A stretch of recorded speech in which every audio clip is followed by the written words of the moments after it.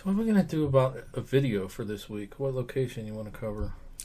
Why don't we do that one, that tavern that was named after George Washington that we just saw?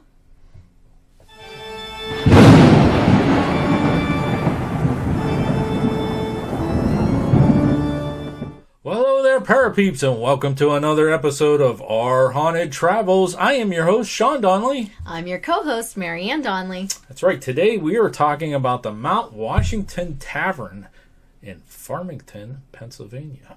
All right. But before we get started, if you are into the paranormal history and forensic type videos, make sure you hit the subscribe button and don't forget to ding the little bell just in case it actually works. Ding! Oh, that's pretty good. All right. So, anyways, we are talking about Panic D number 2001. Yes, this was just recently added to the database. That's right. Because we were just there. Literally days ago. Days ago. It is located at 3414 National Pike in Farmington, Pennsylvania. And yes, it is open to the public. But it is only open to the public in the summer months. So that is important to know. That's correct. This is part of the Fort Necessity unit. Mm-hmm. So along that whole area. We got a video coming out about Fort Necessity and another one about General Braddock's grave, and all this whole area kind of ties together, National Park Service and that kind of stuff. So, but it is free. It is free. Love free. Yeah, free is nice. Yes. Well, is it free? We pay for it with our taxes. Technically, but you don't have to pay extra just to go inside. Let's put it that way. That's right. All right, so let's go over some of the history of this location. Go ahead and watch this, and we will be right back.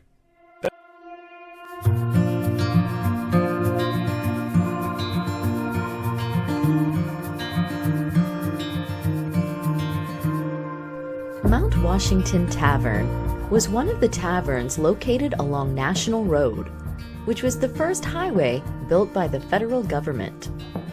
The land on which the tavern sits was originally part of a 235-acre tract of land owned by George Washington that he called Mount Washington. In 1770, he purchased this tract of land as it was where he had commanded his first battle. He continued to own the property until his death in 1799, and the tavern was named after him. Around the 1830s, Judge Nathaniel Ewing of Uniontown constructed the tavern. It was a brick and stone building consisting of a bar room, a parlor, a dining room, kitchen, and several bedrooms which were upstairs. James Sampy acquired the tavern in around 1840. With his family, he operated the tavern then until the decline of the National Road's popularity. The tavern was a popular stopping spot for the stagecoach travelers from the Good Intent stagecoach line. Breakfast was served in the dining room and even boasted of serving 72 people for breakfast one morning. Breakfast, by the way, was 25 cents and was all you could eat. In the evenings, meals would be served and would consist of freshly churned butter, wheat bread, corn, and either trout, wild game, chicken, or pork.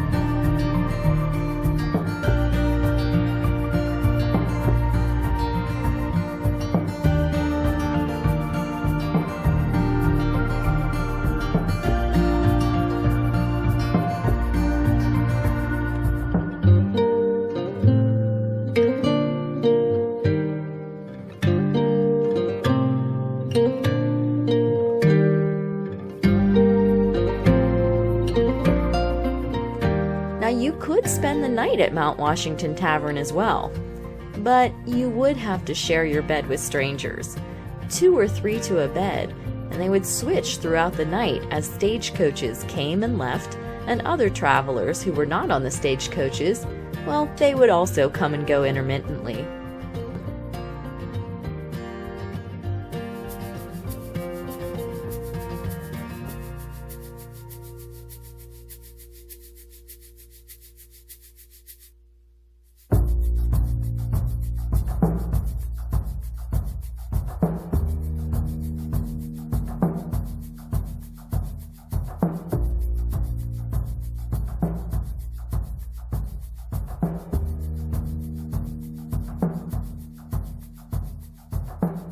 In 1855, the Sampe family estate sold the building to the Fazenbaker family. They used it as a private home for the next 75 years, until the Commonwealth of Pennsylvania purchased the property in 1932. In 1961, the National Park Service purchased the property from the state and made the building part of the Fort Necessity Battlefield Unit.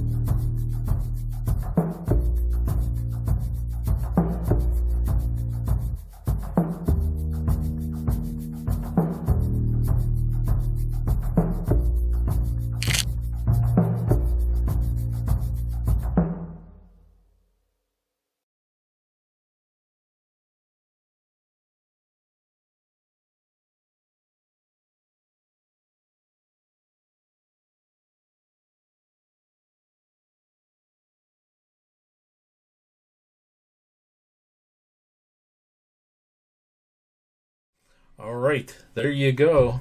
Pretty colorful history of this building. I like the part about, where they had to, share a bed.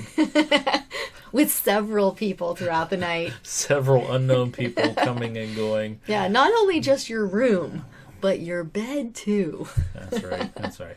All right, we can't forget our buddy Boris, so let's turn it over to him and let him tell you about some of the paranormal activity that takes place at this location. So watch this video, and we'll be right back.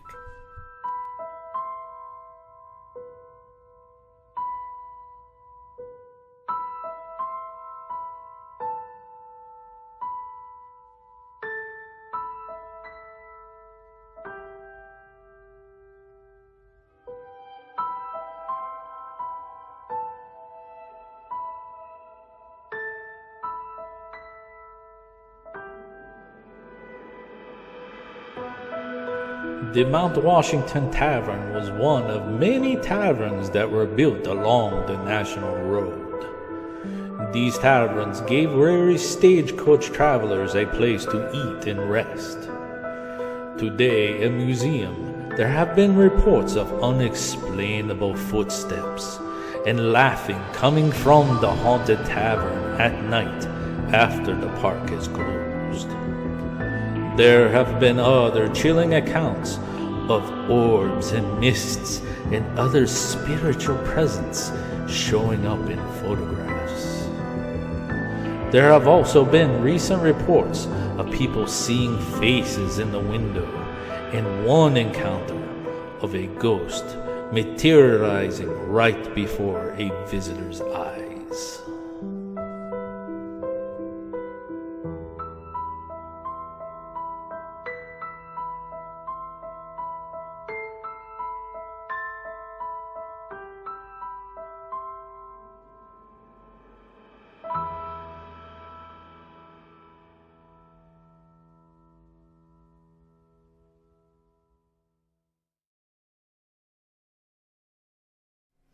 All right, thank you very much there, Boris. Mm-hmm. He's earning his keep. Yeah, even though he went on vacation without us, he That's still right. managed to get his work done. That's right. He phoned it in. That's right. Before we start talking about personal experiences a little bit, we have another clip to share with you. I don't know if you caught this in the history video a little bit, but this is like the second location that we've been to that has had graffiti on the walls, which is kind of interesting. Do you remember how they discovered the graffiti? At this location, Yeah. I do not. Okay, so this was I think it was during the restoration process. All these older locations, when they go to restore them, they're very meticulous on how they take things down and look. And they found this graffiti, and they believe it could have been from the people who actually built the building. So go ahead and watch this. It's really short and kind of pointing out some of the graffiti that they have framed, and you can still see in this building. It's kind of cool. So watch this. Again, we'll be right back.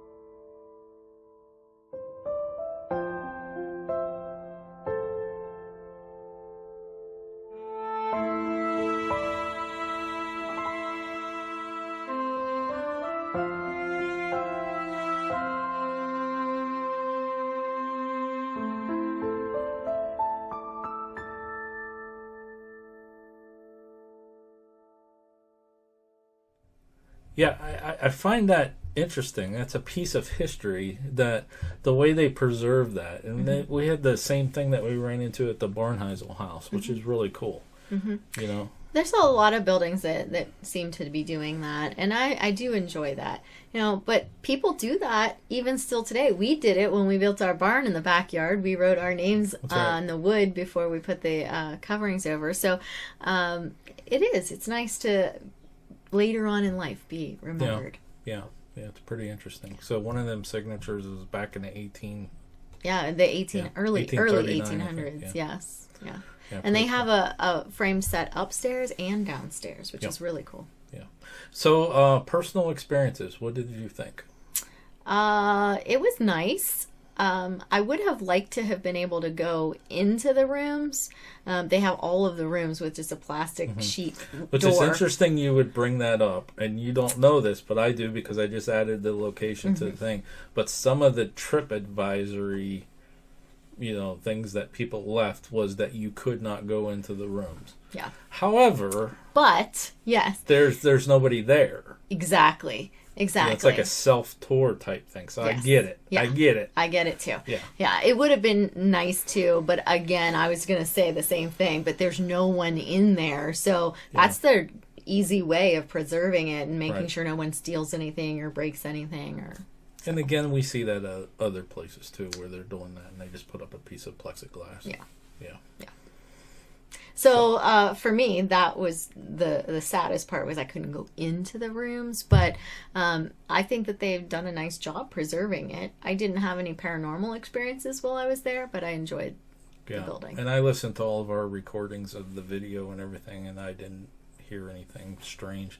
Some of our pictures did have orbs, but because of the plexiglass with the Yes. flash, I would have to throw them out. And, Absolutely. Yeah. Yeah. And It I would found be it. cool to investigate in there. So. Yes. I found it interesting, though. Like, we didn't know for sure if it had any paranormal claims when we went the first night. And we went to the battlefield and to the So fort. you're giving away a little secret that we actually filmed that over 2 days. You couldn't tell by watching. That was over 2 days we filmed there, but that's We did the outside one day and the inside a different day. Right. But where was I going with this now? Oh, when we went back to the room I then. can't believe you bring that up. I purposely made sure on the second day we didn't get shots in different shirts and shorts and stuff. That's okay. That's all right. That's all right. You gave it away. Anyways, go ahead. Finish your thought. Sorry, I ruined your video. But what I liked was we didn't know. We just went there because it was part of the Fort Necessity. We got to go and view it. And I remember taking a couple pictures of some of the windows. And then we went and you looked up to see if there were any paranormal claims for the building. Yeah, faces in the And windows. faces in the windows. We didn't catch any. But I think it's interesting that I would want to take those pictures. But Right. then again, that is something in the back of like my mind is a lot of times those old buildings have that particular claim. I'd also kind of like on the side of devil's advocate debunking a little bit the claims of the faces in the windows. There was one shot in the history video where I tried to get it where it was looking out over the parking lot down at our car. It seems to me that is original glass. It is maybe not original, but it's definitely old glass Yes. because you can see it is warped and streaked. Remember, guys, glass is actually a liquid. Yeah, It's still, not a solid. It's still it's moves. a very viscous liquid, and so it moves so slowly. But over time, you will see the droopiness of that in the old windows, and that's why Yeah, so it is older glass, which would give that odd shapes to things odd- reflecting. Right. So from a debunking standpoint, I could see the faces, that kind of thing showing up. Yeah. But I liked it. I think it was a cool building, and it's very well preserved. There was nothing left untouched to be fixed, I would say. But all right, so why would this place actually be haunted? What do you think? Well, there's several different things that could go Before here. you go there, there's one other thing I want to say about personal experiences. Just if somebody goes there, to get to it, you actually good have point. to go pull into the entrance to Fort Necessity and then drive back to it. Because if you're looking while you're driving down the national highway on how to get in, somebody is going to hit you. Yeah. There's That is no a very busy entrance, highway. and there's no entrance directly next to it. Right, you have to go into Fort Necessity and then drive back. So, okay, go ahead. That is a good point. That's a very good point. Why do you think this place would be haunted? So normally we say, oh, it's on the water. There's no water here. However, it is along the first national road. Yes. The first road that the federal government really paid for. And it was very well traveled. There were a lot of people who went there. That is a very busy. Yeah, there were a lot of people who went there back in the day. 72 people had breakfast one morning. Yeah. Oh my gosh, right? So there were a lot of comings and goings when it was actually the tavern. A lot of people still driving up and down the road. A lot of people still going to visit it today now that it's opened up again. So just the whole lots of people visiting aspect, I think, is the biggest thing for that one. Plus, it was a battlefield. Yes. Historically, when we research all this stuff, battlefields have paranormal claims. And Even why if- is it named? Yeah. Even if it's just residual stuff, I could see. Right. Yeah. And why is it named Mount Washington? Well, because George Washington actually fought a battle on that land. That's why he went back and purchased that land. So right there with the battlegrounds. All right, is there anything else you would like to add to this video? Just that it was really nice and quiet, and they do have a couple of monuments with it as well. Yeah. So make sure if you go, you do stop by Yeah. and check out those as well. I'd say spend maybe about half hour or so. 45 minutes. You would see the whole place. Yeah. Yeah. So pretty cool. All right. All right, folks, till next time. Thanks for watching. And happy hunting. Let us know if you like this video by hitting that thumbs up. Also, if you'd like to see more videos from us in the future, support our channel by hitting that subscribe button and dinging that bell so you get notified the next time there's a video from Panic D Videos. Thanks for watching. Happy hunting!